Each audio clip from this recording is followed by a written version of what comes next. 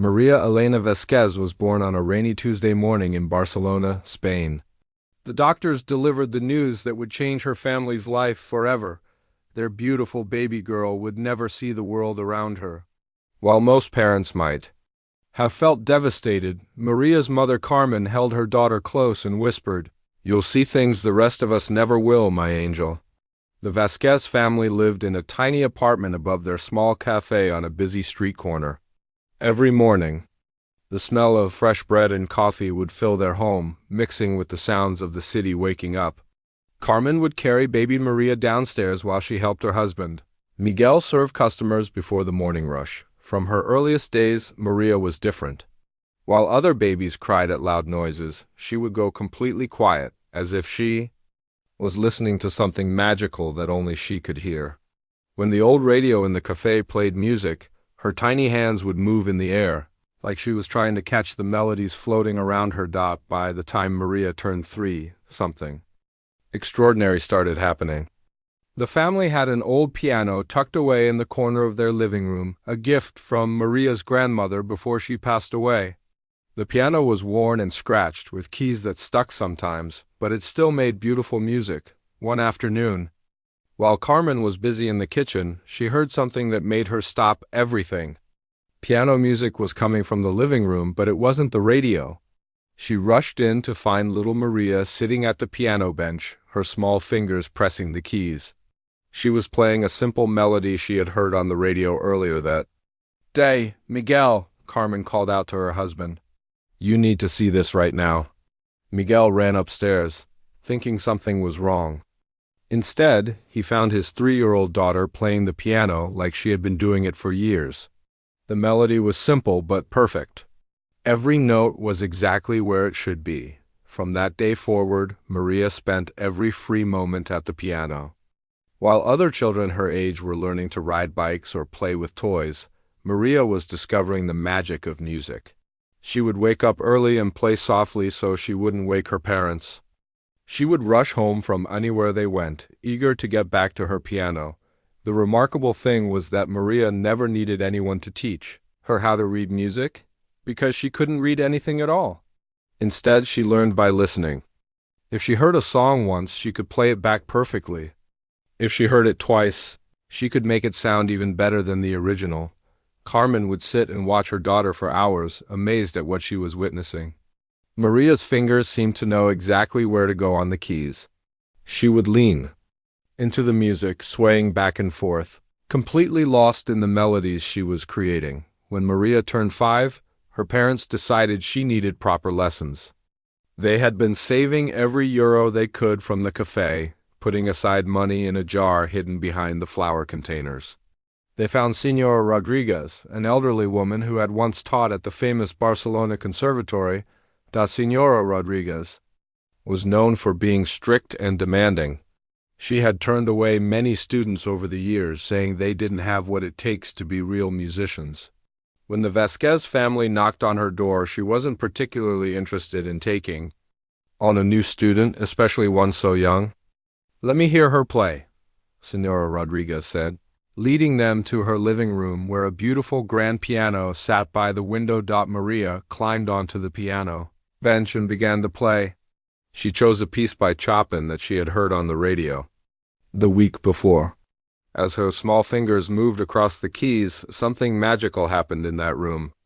The music wasn't just technically correct, it was full of emotion and feeling. That seemed impossible for such a young child. When Maria finished playing, Señora Rodriguez had tears in her eyes. In 40 years of teaching, she had never heard anything like it. "This child," she said quietly, "has been touched by something special." From that day forward, Maria went to Señora Rodriguez's house every Tuesday and Thursday after school. The elderly teacher didn't charge the family her usual fee. She said that teaching Maria was a gift to herself under Señora Rodriguez's guidance. Maria's talent grew like a flower blooming in spring. She learned classical pieces that most teenagers struggle with. She could play Mozart, Beethoven, and Bach with the skill of someone 3 times her age. But more importantly, she learned to put her own heart into every piece she played. At home, Maria would practice for hours every day. Her parents would sometimes worry that she was spending too much time at the piano, but they could see how happy it made her. When Maria played, her whole face would light up with joy.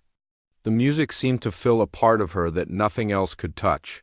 The customers at the cafe started to notice the beautiful piano music coming from upstairs. Some would linger longer with their coffee, hoping to hear more. Carmen and Miguel began to feel proud in a way they had never experienced before. Their daughter was creating something beautiful that brought joy to everyone who heard it, but life wasn't always easy for Maria. When she started school, some children would make fun of her because she couldn't see. They would move things around to confuse her or say mean things about her thick glasses that didn't help her see any better. Maria would come home crying sometimes, wondering why she had to be different from everyone else. During these difficult moments, Maria would go straight to her piano. She would play sad songs when she felt hurt, angry songs when she felt frustrated, and hopeful songs when she needed to feel better. The piano became her best friend, the one thing that never judged her or made her feel different. Her parents watched their daughter grow stronger through music. They saw how the piano gave her confidence and helped her express feelings she couldn't put into words. Even when the world seemed unfair, Maria had her music. As Maria got older, she began to dream about becoming a real pianist, not just someone who played for fun, but someone who could perform for audiences and make music her life's work. She would listen to classical music on the radio and imagine herself playing in big concert halls, bringing joy to thousands of people. But whenever Maria talked about her dreams, adults would give her parents concerned looks. Teachers would gently suggest that she should focus on more practical goals. Even some family members whispered that Miguel and Carmen were being unrealistic, letting their daughter dream of something that seemed impossible. The music schools in Barcelona wouldn't even let Maria audition. They said that being blind would make it too difficult for her to perform professionally. Some suggested she could teach piano to children instead, but Maria knew in her heart that she was meant for something bigger. Despite all the rejections and doubts from others, Maria never stopped believing in herself. Every day she would sit at her old piano and play with the same passion she had felt as a 3-year-old. She knew that music was her gift, and she was determined to share it with the world, no matter what obstacles stood in her way. The dream was alive in her heart, and nothing could take that away. Maria was now 17 years old, and her fingers had grown strong and skilled from years of daily practice. Every morning, she would wake up at 6 o'clock and play for 2 hours before helping her parents in the cafe. Her music had become the soundtrack of their little corner of Barcelona, and regular customers would time their visits just to hear her play. Señora Rodriguez had been watching Maria's progress with growing excitement. She knew that her student had outgrown everything she could teach her. Maria was playing pieces that would challenge professional musicians, and she was making them sound effortless.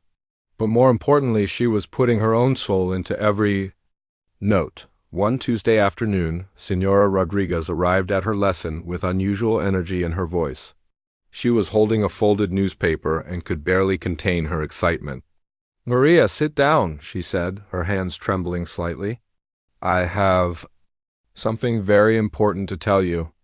Maria could hear the excitement in her teacher's voice and felt her heart start beating faster. Señora Rodriguez rarely got this excited about anything. "There's a competition," Señora Rodriguez began, spreading the newspaper on the piano. "The International Young Musicians Competition in Vienna. It's one of the most prestigious competitions in the world. Musicians from every country compete, and the winner gets something incredible." Maria listened carefully as her teacher explained the prize. The winner would receive a full scholarship to the Vienna Conservatory, one of the most famous music schools in Europe. Even more exciting, they would get to perform with the Vienna Philharmonic Orchestra in front of thousands of people. "But Señora Rodriguez," Maria said quietly, "competitions like this are for students from fancy music schools. I'm just a girl from a cafe who learned to play in her living room." Her teacher's voice became firm and determined. "Maria, you have more talent in your little finger than most of those students have in their entire bodies. You deserve this chance, and I believe you can win." That evening, Maria told her parents about the competition. The excitement in the small apartment was mixed with worry. The competition was in Vienna, Austria, which meant they would need money for travel, hotels, and food. The application fee alone was more than the family made in a week. Miguel and Carmen looked at each other with that silent communication that couples develop after years of marriage. They both knew what the other was thinking. This was their daughter's dream, and they would find a way to make it happen. For the next 3 months, the entire family worked harder than ever before. Miguel took on extra shifts at a friend's restaurant. Carmen started baking special cakes to sell alongside their regular cafe menu. Maria helped by playing piano in the evenings, attracting more customers who would stay longer and spend more money. They saved every single euro they could. Carmen stopped buying new clothes for herself. Miguel walked to work instead of taking the bus. Maria's parents were making sacrifices she didn't even know about, all because they believed in her dream. The application process was challenging. Maria had to record herself playing 3 different pieces and send them to the judges. She spent weeks perfecting each recording, playing the same pieces over and over until every note was exactly right. When the acceptance letter arrived 2 months later, the whole family celebrated like they had won the lottery. Maria had been accepted to compete against musicians from around the world. She was going to Vienna. The journey to Vienna was the first time Maria had ever left Spain. As their train pulled into the beautiful city, Carmen described everything she saw outside the window. She told Maria about the grand buildings, the wide streets, and the elegant people walking by. When they arrived at the competition venue, Maria felt overwhelmed by the grandeur of it all. The concert hall was enormous, with seats for over 2,000 people. The stage was bigger than the entire ground floor of their cafe back home, but it wasn't just the building that intimidated Maria, it was the other competitors. As she walked through the halls, she could hear them practicing in the preparation rooms. These weren't just talented young musicians, they were polished, professional, and confident in a way that made Maria feel small. She overheard conversations that made her realize how different her background was. One student was talking about their private jet flight from New York. Another was complaining about their hotel room, saying it wasn't as nice as the one they had stayed in during their last competition in Paris. These students had grown up in a world Maria had never experienced. They had private tutors, expensive instruments, and parents who were already successful musicians. They wore designer clothes and carried themselves with the confidence that comes from privilege. Maria was wearing her best dress, which her mother had bought for her last birthday. Her shoes were comfortable but old, and her piano books were held together with tape. For the first time in her life, she felt truly out of place. During the first day of competition, Maria watched the other performers from backstage. They were technically perfect, hitting every note with precision and skill, but as she listened, she noticed something. Their playing was beautiful, but it felt cold somehow. It was like listening to a perfectly programmed computer play music. When Maria's turn came for the preliminary round, she walked onto the stage with her heart pounding. The lights were bright and she could feel the audience watching her. She sat at the piano and took a deep breath, trying to calm her nerves. Then she began to play Chopin's Ballade No. 1, a piece she had been working on for 2 years. As her fingers touched the keys, something magical happened. All her nervousness disappeared, and she was back in her little apartment above the cafe, playing for the pure joy of making music. The audience noticed the difference immediately. Where other competitors had played with technical perfection, Maria played with her heart. Every note carried emotion, every phrase told a story. She wasn't just playing music, she was sharing her soul with everyone in that room. When she finished, the applause was different from what she had heard for other performers. It was warmer, more genuine.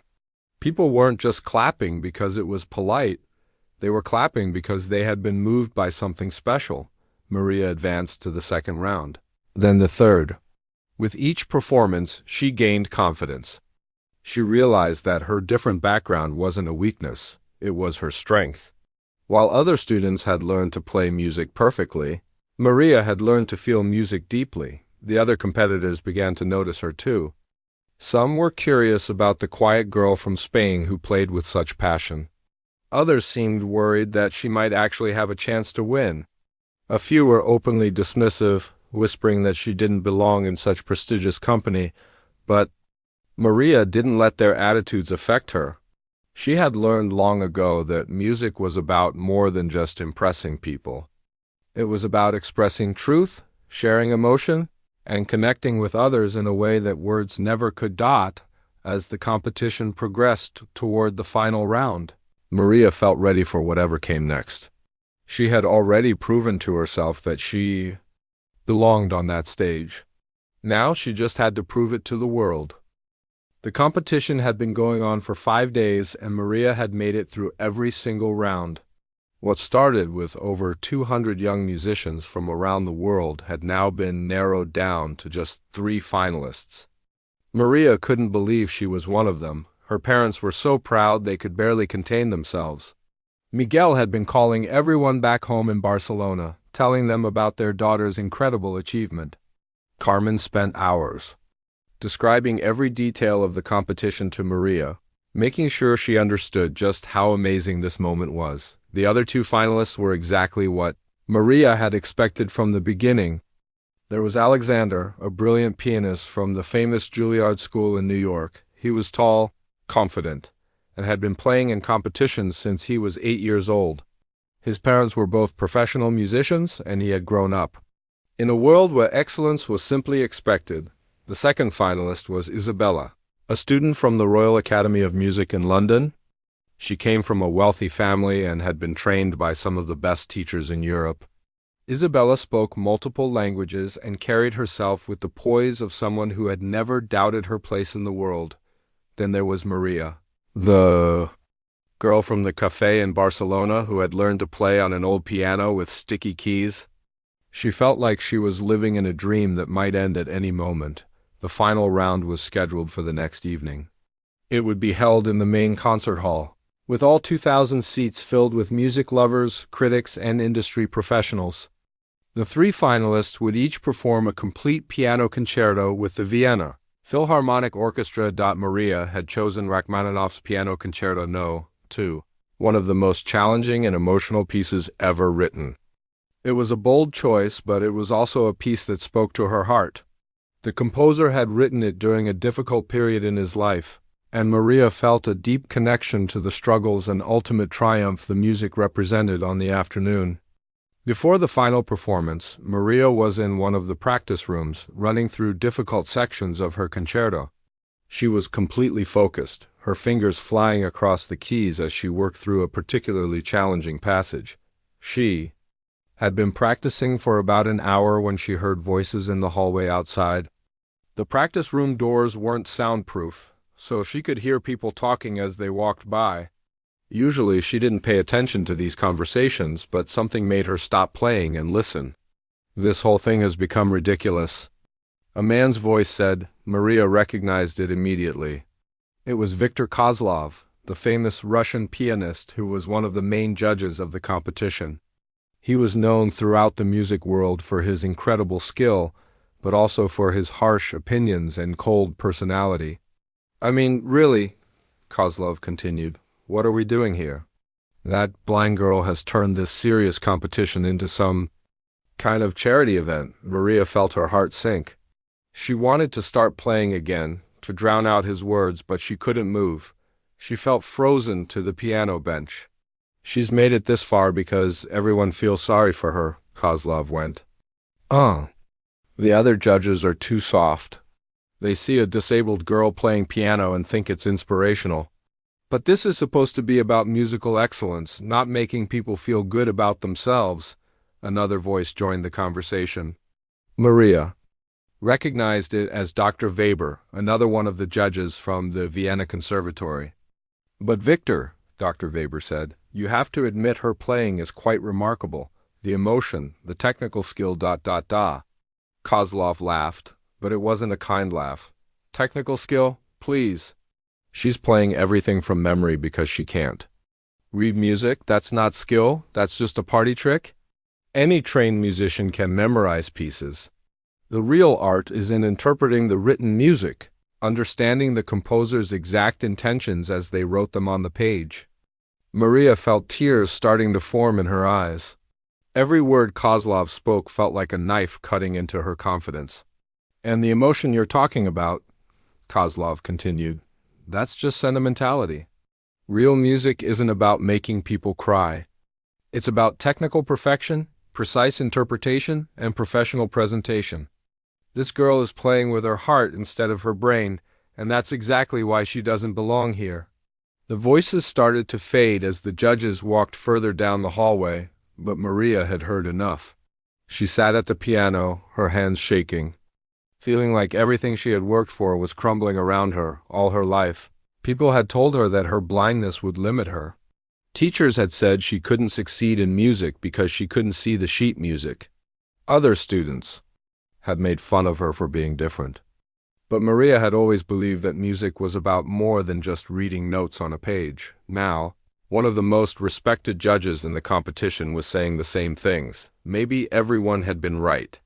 Maybe she was just fooling herself, thinking she could compete with musicians who had proper training and could see the music the way it was meant to be seen. Maria tried to continue practicing, but her hands were shaking too much. Every note sounded wrong to her ears.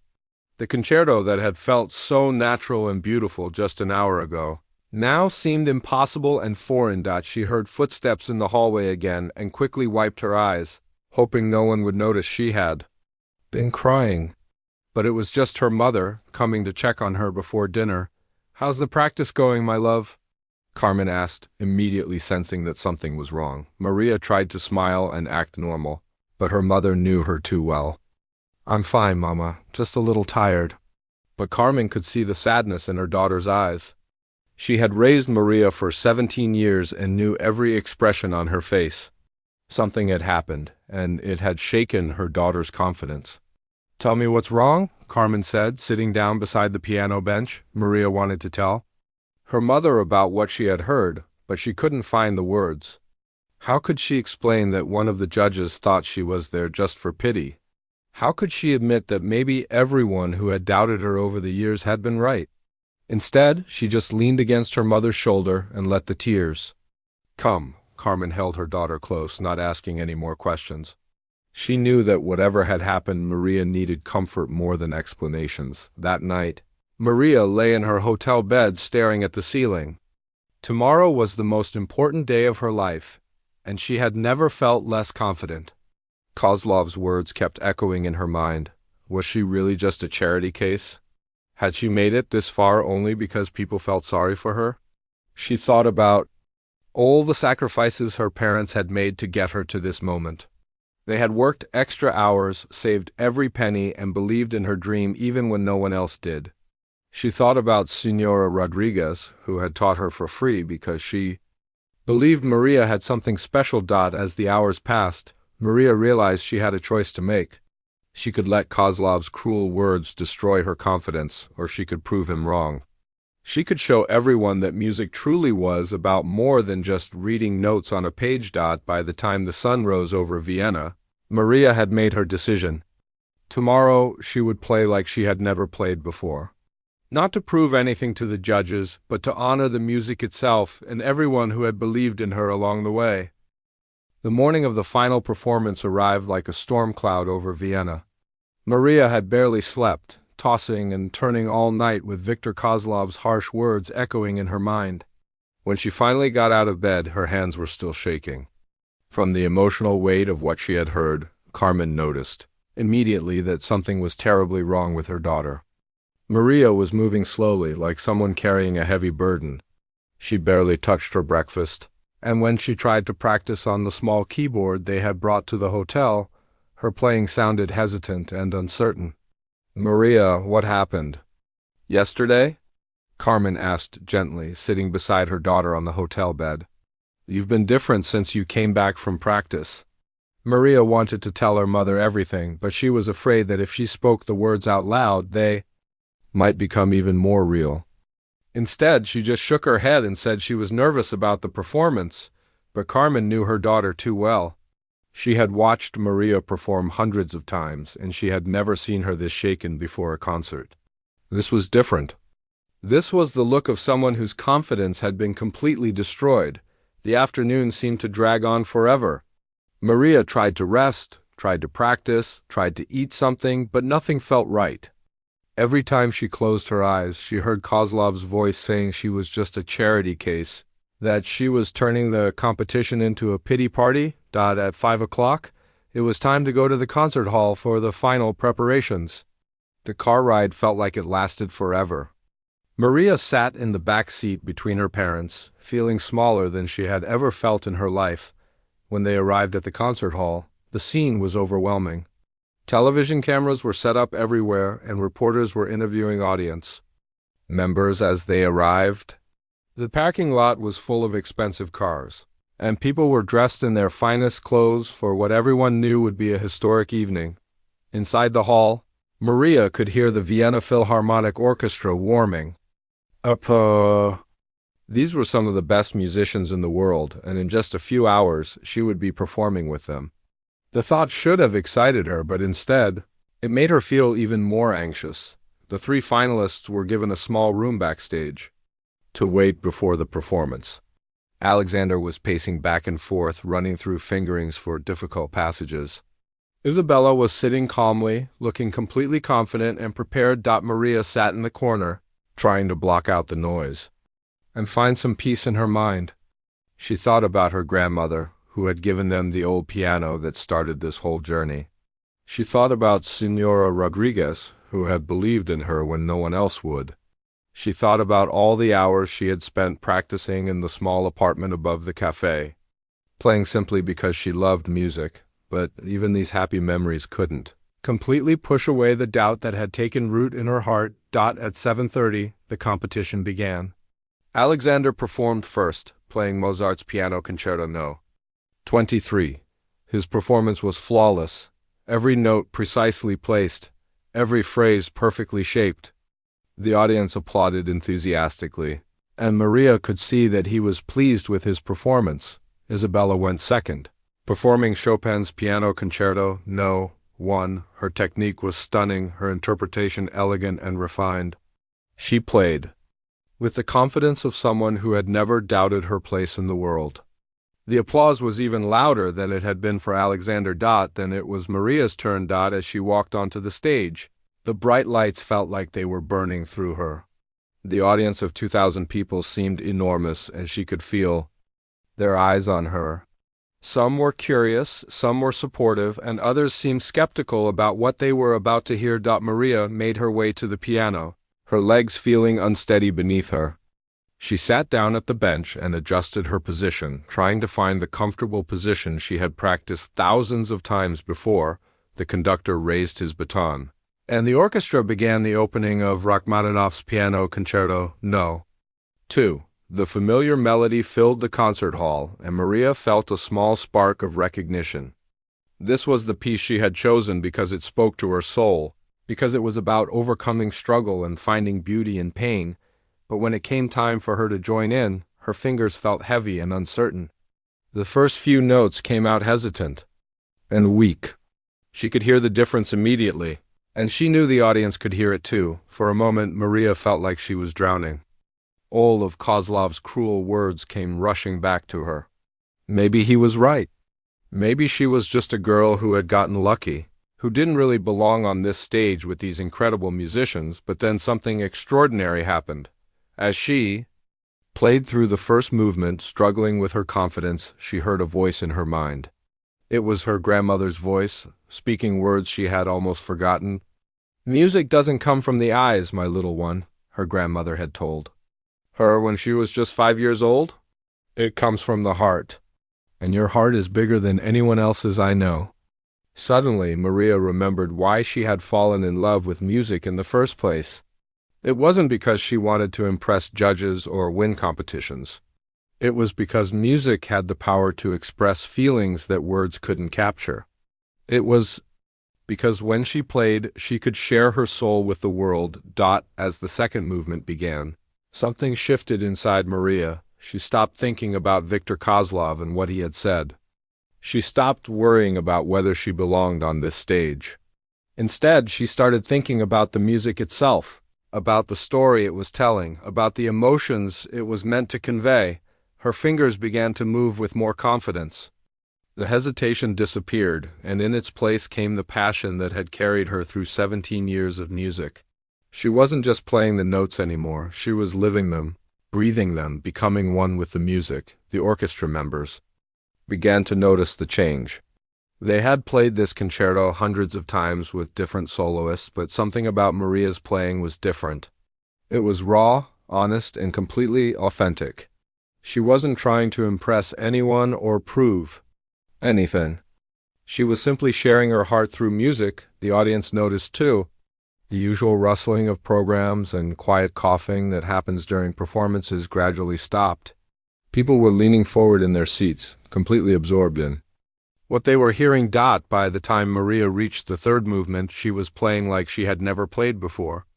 Every note carried the weight of her journey, from the little girl who had first touched the piano keys to the young woman who had overcome doubt and discrimination to stand on this stage. The music soared through the concert hall, touching every person in the audience. Some people had tears in their eyes. Others were holding their breath, afraid to break the spell that Maria was weaving with her playing. As the final notes of the concerto rang out, the concert hall fell into complete silence. For a moment, nobody moved, nobody breathed. The silence stretched on for what felt like an eternity. Then, slowly, one person began to clap. Then another, then another. Within seconds, the entire audience was on their feet, applauding with an intensity that shook the building. The applause went on, and on, with people shouting and cheering like they had just witnessed something miraculous. Maria sat at the piano, overwhelmed by the response. She had poured her entire heart into that performance, and somehow the audience had felt it. She had proven that music truly was about more than technical perfection. It was about human connection, about sharing the deepest parts of yourself with others. As she stood up to take her bow, Maria felt a sense of peace she had never experienced before. Whatever happened next, she knew she had given everything she had to give. The thunderous applause seemed to go on forever. Maria stood on the stage, still trying to process what had just happened. The audience was on their feet, clapping and cheering with an energy she had never experienced before. Some people were wiping tears from their eyes, others were shouting, "Bravo!" in multiple languages. Even the orchestra members were clapping, which was unusual for such a formal competition. The conductor, a stern man who had worked with the world's greatest pianists, was smiling broadly and nodding his approval. Maria could feel that something special had just taken place, but she was too overwhelmed to fully understand it. As she made her way backstage, Maria was greeted by her parents, who were both crying with joy and pride. Miguel wrapped his daughter in a huge hug, unable to speak through his tears. Carmen kept saying, I knew it," over and over again, as if she had been holding her breath for 17 years and could finally exhale. The other competitors were waiting backstage too. Alexander came over first, extending his hand with genuine respect. "That was incredible," he said simply. "I've never heard anything like that before." Isabella nodded in agreement, her earlier coolness replaced by obvious admiration. But the most surprising moment came when Viktor Kozlov appeared backstage. Maria heard his footsteps approaching and felt her stomach tighten with anxiety. After what she had overheard him saying, she wasn't sure she was ready to face him. "Miss Vasquez," he said, his voice completely different from the harsh tone she had heard the day before. "I need to speak with you." Maria's parents stepped closer, sensing the tension in their daughter's body. But when Kozlov spoke again, his words were the last thing anyone expected. "I owe you an apology," he said, his voice shaking slightly. "Yesterday I said things about you that were wrong, cruel, and completely unfair. I realize now that you may have heard what I said, and I am deeply ashamed of my words." Maria stood quietly, not sure how to respond. She had imagined this moment many times since yesterday, but she had never expected an apology. "What you did out there tonight," Kozlov continued, That was real music. That was what music is supposed to be. I have been playing and judging piano competitions for 30 years, and I have never been so moved by a performance. You taught me something tonight that I had forgotten, that technique without heart is just noise. Tears were forming in the famous pianist's eyes. I have spent my whole career believing that music was about perfection, about following rules and meeting expectations. But you showed me that music is about truth, about sharing your soul with the world. You are a true artist, and I am honored to have witnessed your performance. Maria felt a weight lifting from her shoulders. The cruel words that had haunted her for the past day suddenly seemed less important. She had proven, not just to Kozlov, but to herself, that her way of making music was valid and powerful. "Thank you," she said simply. "That means a lot to me." The judges deliberated for what felt like hours but was actually only 20 minutes. When they called all three finalists back to the stage, Maria could feel the anticipation in the air. The audience had returned to their seats, and the tension was almost unbearable. Dr. Weber, the head judge, stepped forward with an envelope in his hands. "Ladies and gentlemen," he began, "in 30 years of judging this competition, we have never had a decision that was so clear and unanimous." Maria's heart was pounding so hard she was sure everyone could hear it. "The winner of this year's International Young Musicians Competition and recipient of a full scholarship to the Vienna Conservatory is Maria Elena Vasquez." The words hit Maria like a lightning bolt. She had won. She had actually won. The audience erupted into applause even louder than what she had received after her performance. People were standing, cheering, and some were even crying. Her parents rushed onto the stage, and the three of them held each other in a hug that seemed to last forever. Miguel was sobbing openly, and Carmen was laughing and crying at the same time. "You did it, my angel," she whispered in her daughter's ear. "You showed them all." When Maria was handed the microphone to give her acceptance speech, she stood quietly for a moment, gathering her thoughts. The massive audience fell silent, waiting to hear what she would say. "I want to thank my parents," she began, her voice carrying clearly through the concert hall. "They sacrificed everything to give me this chance. They believed in me when no one else did, and they never let me give up on my dreams." She paused, looking in the direction where she knew her parents were standing. "I also want to thank my teacher, Senor Rodriguez, who saw something in a 5-year-old girl that she herself didn't know existed." The audience listened intently as Maria continued. "But most importantly, I want to say something to anyone who has ever been told they can't achieve their dreams because they're different. Music isn't about what you can see with your eyes. It's about what you can feel with your heart. Our differences aren't weaknesses, they're our superpowers." The applause that followed was different from before. It was deeper, more meaningful. People weren't just clapping for a talented musician, they were clapping for someone who had inspired them to believe in themselves. The months that followed changed Maria's life completely. News of her victory spread around the world, and suddenly everyone wanted to hear the story of the blind girl from Barcelona, who had won one of the most prestigious music competitions in the world.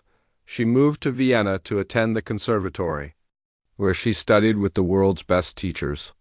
But she never forgot where she came from or the lessons she had learned in the small apartment above her family's cafe. Maria's first concert with the Vienna Philharmonic was sold out within hours of tickets going on sale.